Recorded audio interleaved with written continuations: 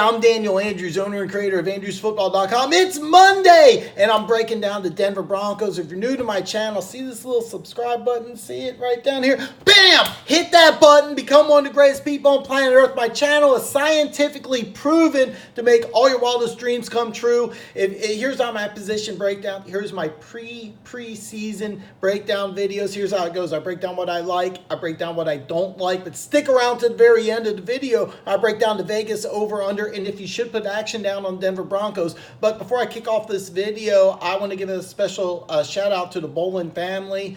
For those of you who don't know, Pat Bolin, a longtime owner of the Denver Broncos, really instrumental in making the NFL what it say. I can't say enough positive things about Pat Bolin. Should have been. I was outraged. I'm a Chiefs fan.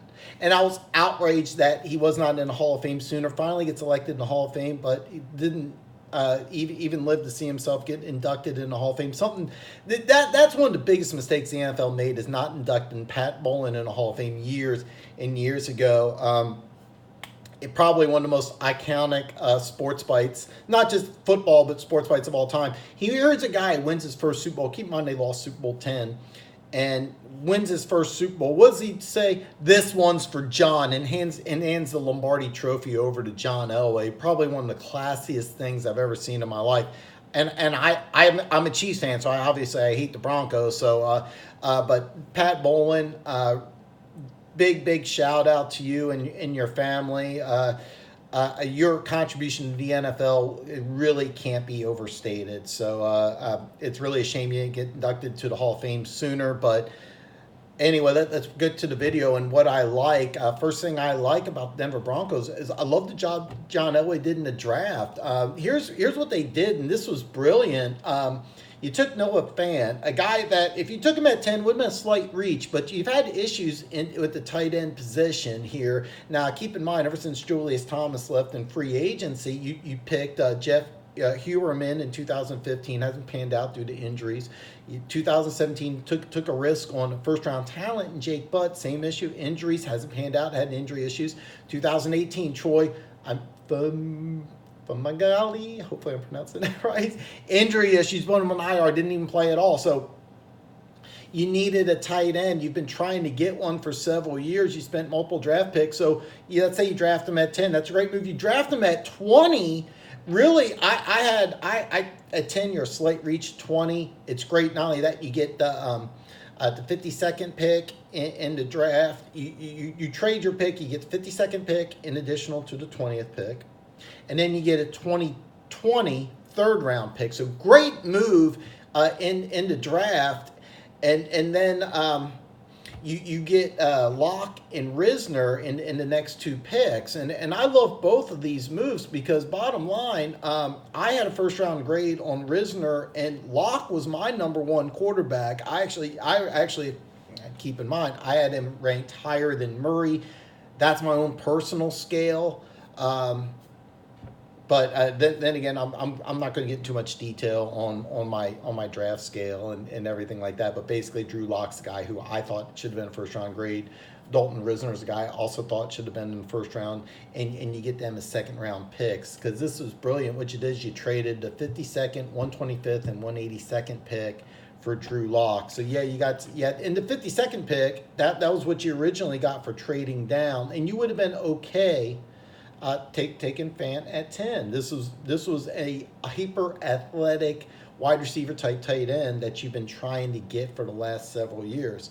Draymond Jones, this is a guy, you're in the AFC West. I mean, you got NFL MVP, Hall of Famer, and the Raiders are rapidly improving. You need pass rush help. Draymond Jones in the third round, that's a great pick. And I'm not going to go too much detail, but the Hollins and Winfrey picks in the 5th and 6th round, both are plus athletes. I think that were great moves. So I really love what they did in the draft. Second thing I like is the Fangio hire. I mean, this is a guy who, as a defensive coordinator, this is a guy who was actually a better defensive coordinator than Vance Joseph. Nothing against Vance Joseph, who I think will get another chance to be a head coach either on the college or the NFL level, and I think he'll do a great job. I think he's a great coach. But Fangio, this is an old school linebackers coach. For those of you who don't know his history, he was actually the linebacker core coach in in New Orleans when they had the Dome Patrol. The Dome Patrol, the NFL Network, and myself, in agreement, my opinion, maybe not as valued as the NFL Network, but the Dome Patrol is called the greatest linebacking core of all time. This is the linebacker coach, Vic Fangio, and this is the guy who I thought, this is the guy who's defensive coordinator for the Bears, had the number one ranked defense as far as points. So you're getting a guy who I think is a better coach. Keep in mind, first-year head coach, may have some struggles, but I think it was a better hire than Vance Joseph. Keep in mind, I also like you get Mike Munchak. He was a former head coach in Tennessee, spent the last couple of years as offensive line coach in Pittsburgh. He was one of the hires for your offensive line. So because you have a young tackle in Bowles and you spent a lot of money on Juwan James. So I really like not only the head coach, but I like the offensive line hire. I think he did a good job, Elway did, in the coaching hire. So I'm just going to recap.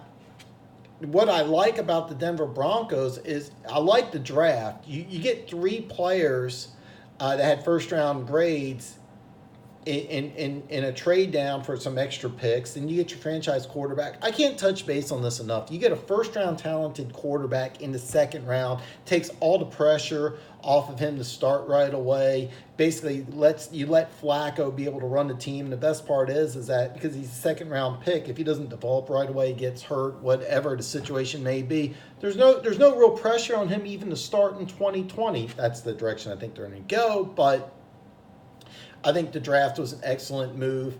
I like the coaching hire, not only a head coach. I like the Mike Munchak hire. When you spend a lot of money on Juwan James, you have a left tackle who's going into his third year. Hiring a great offensive line coach, especially in the AFC West, is key. So basically you got, and also with Fangio, you got a guy who's the linebacking coach for the greatest linebacking core in all time, at least per the NFL Network. And what are you building this team around? You're building it around Miller and Chubb, arguably the best pass rushers in the NFL. So you get a coach that excels with that. So I love the coaching hire. I love the draft. There's a lot of positive things going on about the Denver Broncos. But let's get into what I don't like about the Broncos. While the direction of the team is good, there's no possible way that they're as good as either the Chiefs or the Chargers. To me, this looks like a better team than last year, which finished 6-10. But realistically, if you're the biggest diehard Broncos fan, there's no way you can look at me and say that you're as good as either the Chiefs or the Chargers. Your ceiling's the third best team in the AFC West. I mean, at best, you're hoping to get a wild card and maybe get lucky. Hopefully you're not that guy who's praying for injuries for other players. But bottom line, your team's just not good enough. You didn't make enough moves. There's really not a possible way that the 2019 Denver Broncos can really logically compete for AFC West supremacy, much less the Super Bowl, which is ultimately the goal of teams. But ultimately, you're looking at a team that's building for the future. This year, it's basically like a long preseason for 2020. You're not looking to win this year. I don't care how hardcore of a fan you are. Second thing I don't like is the secondary. I do like the Kareem Jackson. I like the Bryce Callahan signings. Chris Harris, who was going to hold out, got a raise, well-deserved, one of the best corners in football. Still a number one corner, but you're really, with these other two corners, you're not really replacing Talib. When you won a Super Bowl, you won it with a great defense. You had two number one corners. Now you only have one, and even though I love Chris Harris, he's not as good as he was. And keep in mind, I still think Chris Harris is a top 10 corner. It's just maybe he was a top 5 corner. I had him ranked higher than a lot of other people, but I mean, his game was really, really on point. I actually think he was the better corner out of him and Talib. Talib's a bigger name. I think Harris was the better player. But you have a guy who's definitely on his downside. Now, he's 29, so I think that this guy could still play for another 3-4 years as a legitimate number one corner. But again, you're in the AFC West. I mean, you got Hall of Fame quarterback in Rivers. You got NFL MVP in Mahomes. And you got Derek Carr, who couple years ago was competing for MVP. Everybody said he had a bad year, still threw for 4,000 yards, but the addition of Antonio Brown makes the Raiders dangerous. So the AFC West is not the division you want to have an average secondary, and that's what you have. Bottom line, your safeties are average, and another thing about the secondary is why didn't you draft a corner? I mean, this would have been a perfect year to draft a corner. I mean, you had to give Harris a raise. Why not bring in somebody young for him to develop at a time now? You could have brought in somebody. You didn't. And that's something that kind of raised a red flag to me, because in this division, you need a good secondary. And yeah, you have a number one corner. I like the signings, but you didn't bring in guys that are going to be quality number one opposite starters like Talib was. You're bringing in guys that are 2s and 3s. Third thing I don't like is the salary cap, the dead money management. Bottom line, this is the dead money that I'm going to read off some numbers for dead money. $7 million for Keenum. He's now your quarterback, Washington. You have to pay him $7 million dead cap money. $4 million for Brandon Marshall.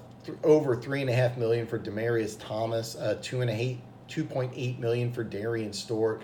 $1.33 million for Menelik Watson. Remember, I didn't touch base on the contract, but you gave Jawan James a 4-year, $52 million contract to play on the right side. You still got to pay a guy who's not even on your roster $1.333 million you thought was going to be in the right side.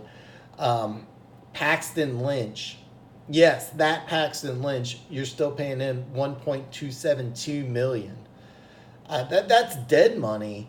And then you gave Flacco $18.5 million. I mean, this is a guy who nobody really thought was going to be. He was going to be left by Baltimore. They were going to move on. I mean, they're with Lamar Jackson, so they got their quarterback. And nobody really thought that this. I mean, can he start? Yeah, but I mean, $18.5 million. Why? I mean, you didn't have to pay him that much money. I thought that was a huge mistake. And I mean, basically, you're paying your quarterbacks over $25 million, and you got the fourth best quarterback in AFC West. That's not good. I mean, you want to argue he's better than Carr? You can, but I don't see it. Bottom line, I mean, you could start Drew Lock day one, and your quarterback, it's really not that much worse. I mean, keep in mind, you're looking at a team that really can't compete with the Chiefs and the Chargers, but you're spending over $25 million in quarterback position? That doesn't make any sense. Yeah, Emmanuel Sanders, who finished in IR, clearly not the same guy that he was. He's going to make almost $13 million. Now, keep in mind, he could be cut. It's only a $4.2 million in dead money. And you do have some young, talented receivers. I think that they possibly restructure that contract, but you know, that's a little. That's something I'm going to have to touch base on later. I'm just going with what I see right now. Right now, you get a starting receiver who's coming off IR. His best days are behind him, making $13 million, and you're clearly moving forward the way the direction of the team is. So, $13 million for this guy, who's really a number two. That's not smart. It's not good money management. And the fourth thing, and I've kind of touched base on this already, is that the AFC's loaded. The AFC West is loaded. I'm sorry. The Chiefs and the Chargers are legitimate Super Bowl contenders. The Raiders are a much, much improved team. The ceiling for the Denver Broncos for 2019 is third. I mean, that's the ceiling. I mean, you could come out and say, hey, you know, we can make the wild card, but you're not better than the Chargers. You're not better than the Chiefs, and you know this. So, again, this team's moving in the right direction. They're doing everything the right way, but there's no chance in 2019 that they're really going to be competing for a Super Bowl. At best, they're trying to get a wild card, but ultimately, you know, to be perfectly honest, it might not be a bad thing to tank, because you got your quarterback, you got your tight end, you got young receivers, you got young talented offensive line, some stud linebackers, and some good players in the secondary. You need some help in safety, but if you lose this year, it's not the worst in the world, because you got an extra draft pick for that trade down for 2020. So the 2020 future is bright, 2019 not so much. So, hey, listen, this is the advanced part of the class here. This is where I talk about the Vegas over-unders, where I help you make some money. And this is a tough team to grade the Denver Broncos because they're over under 7. And when I look at this team, I always say, is the team better than last year? And I think they are. They're better than the 6-10 team last year. I don't look at the Broncos and I'm like, that's not really a 6-10 team. It's really a team that's got some talent. I mean, they have a pretty good defense, the best pass rushers in football. You have a really talented young tackles, not completely up to snuff yet in Bowles, and then you sign Juwan James, a very talented player, had some injury issues, but if he stays healthy, you have some good tackles, a Pro Bowl running back, Fant's ultra-athletic tight end, and you have some young talented receivers with Sanders, who's a capable veteran.